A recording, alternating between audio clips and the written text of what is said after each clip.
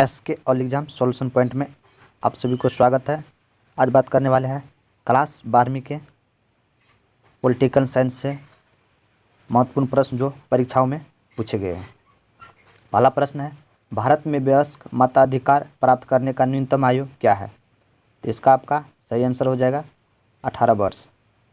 इसका बाद अगला प्रश्न है, इंग्लैंड का वर्तमान प्रधानमंत्री कौन है? तो इसका आपका राइट आंसर हो जाएगा इनमें से कोई नहीं। इसके बाद अगला प्रश्न है, प्रत्यक्ष प्रजातंत्र किस देश में है? इसका आपका सही आंसर हो जाएगा स्विट्जरलैंड में प्रत्यक्ष प्रजातंत्र में है। इसके बाद अगला प्रश्न है, भारतीय नागरिकों को कितने मौलिक अधिकार प्राप्त है? तो 4 का आपका आंसर हो जाएगा 6 मौलिक अधिकार प्राप्त है भारतीय नागरिकों को। इसके बाद अगला प्रश्न है, निम्न में से कौन सा एक मौलिक अधिकार नहीं है? तो आपका 5 का आंसर हो जाएगा संपत्ति का अधिकार, यह मौलिक अधिकार नहीं है। इसके बाद अगला प्रश्न है, कानून का सम्मान संरक्षण शब्दावली कहाँ से लिया गया है? तो 6 का आपका आंसर हो जाएगा यह ब्रिटेन से लिया गया है। कानून का सम्मान संरक्षण शब्दावली जो है यह ब्रिटेन के से लिया गया है। इसके बाद अगला क्वेश्चन है, प्रतिनिधि लोकतंत्र का आधार है? तो 7 का आपका आंसर हो जाएगा लोकसभा का है अधिकार। इसके बाद अगला प्रश्न है, निम्नलिखित में से कौन सा एक राज्य का तत्व नहीं है? तो आपका 8 का आंसर हो जाएगा राजनीतिक दल जो है यह राज्य का तत्व नहीं है। इसके बाद अगला प्रश्न है, निम्नलिखित में से कौन भारतीय संघीय व्यवस्था की विशेषता नहीं है? तो आपका 9 का आंसर हो जाएगा दोहरी नागरिकता का भारतीय राज्य व्यवस्था की विशेषता नहीं है। इसके बाद अगला प्रश्न है, भारतीय संघ व्यवस्था में किससे अधिक शक्तियाँ प्राप्त हैं? तो आपका 10 का आंसर हो जाएगा राज्यों का। इसके बाद अगला प्रश्न है, किस राज्य को हाल में विभक्त कर भारत के 29वें राज्य के रूप में तेलंगाना की स्थापना की गई है? तो इसका आपका सही आंसर हो जाएगा 11 का, तो आंध्र प्रदेश। इसके बाद अगला प्रश्न है, केंद्र राज्य संबंधों में प्रमुख अड़चनें क्या रही? तो आपका 12 का आंसर हो जाएगा इनमें से सभी। राज्यपाल की भूमिका, अनुच्छेद 356 और राज्यों की केंद्र पर निर्भरता। इसके बाद अगला प्रश्न है, सौराष्ट्र किस राज्य का अंग है? तो आपका 13 का आंसर हो जाएगा गुजरात का अंग है। इसके बाद अगला प्रश्न है, संविधान के किस अनुच्छेद में केंद्र और राज्य के बीच विधायी संबंधों का उल्लेख है? तो इसका आपका आंसर हो जाएगा 14 का अनुच्छेद 245 से 255 में राज्य एवं केंद्र का विधायी संबंधों का उल्लेख किया गया है। इसके बाद अगला प्रश्न है, बजट का संबंध किस पक्ष के साथ है? तो आपका 15 का आंसर हो जाएगा आय एवं व्यय के पक्ष के साथ है बजट का संबंध। इसके बाद अगला प्रश्न है, भारत में वित्त आयोग का कार्यकाल कितना है? तो आपका 16 का हो जाएगा आंसर 5 वर्ष का कार्यकाल है वित्त आयोग का। इसके बाद अगला प्रश्न है, नवोदित राष्ट्र का सबसे पहला कार्य होता है? तो आपका 17 का आंसर हो जाएगा राष्ट्र निर्माण करना। इसके बाद अगला प्रश्न है, पंडित जवाहरलाल नेहरू प्रथम प्रधानमंत्री के रूप में शपथ निम्नलिखित में से किस स्थान पर लिया? तो इसका आपका आंसर हो जाएगा 18 का, यह लाल किले पर लिया था। इसके बाद अगला प्रश्न है, विविधता में एकता का सिद्धांत निम्नलिखित में से किस देश का प्रमुख सिद्धांत है?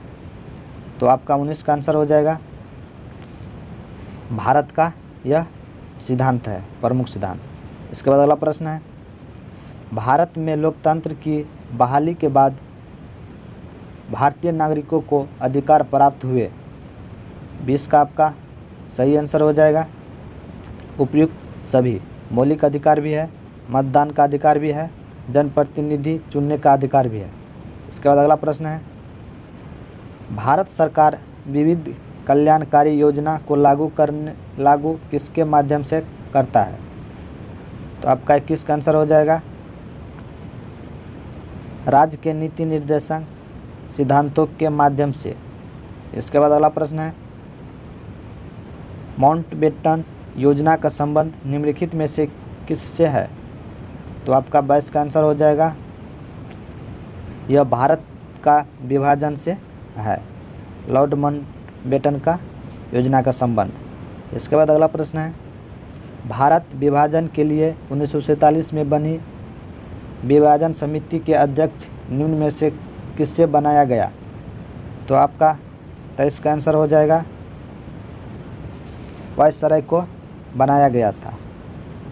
इसके बाद अगला प्रश्न है माउंटबेटन योजना कब बना? तो 24 का आपका आंसर हो जाएगा यह बना था 3 जून 1947 ईस्वी को माउंटबेटन योजना। इसके बाद अगला प्रश्न है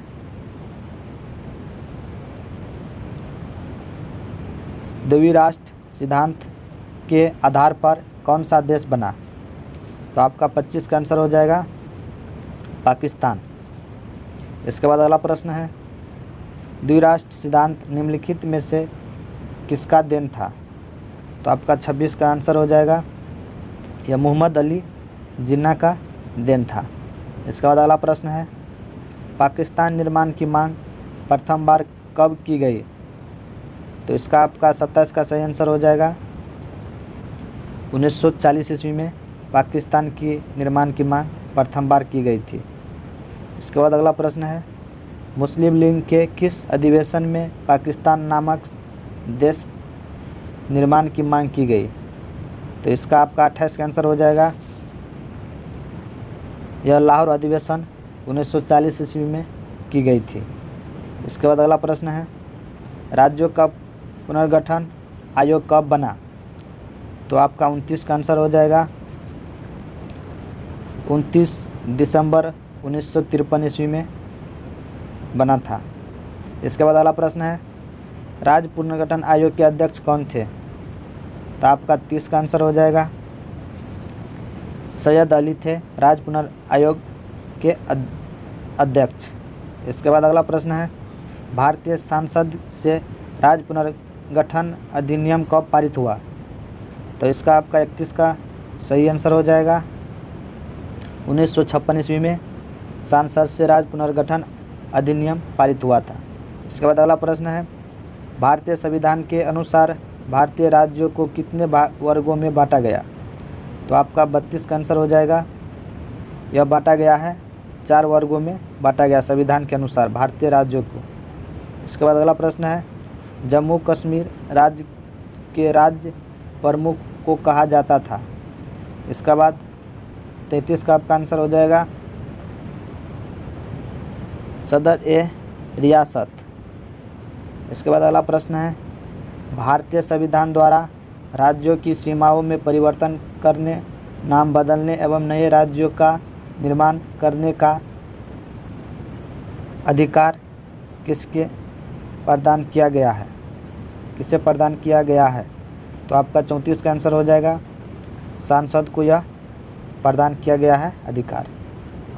इसके बाद अगला प्रश्न है राज्य पुनर्गठन आयोग ने अपना प्रतिवेदन भारत सरकार को कब सौंपा? तो आपका 35 का आंसर हो जाएगा 1955 ईस्वी में यह राज्य पुनर्गठन आयोग ने अपना प्रतिवेदन भारत सरकार को सौंपा।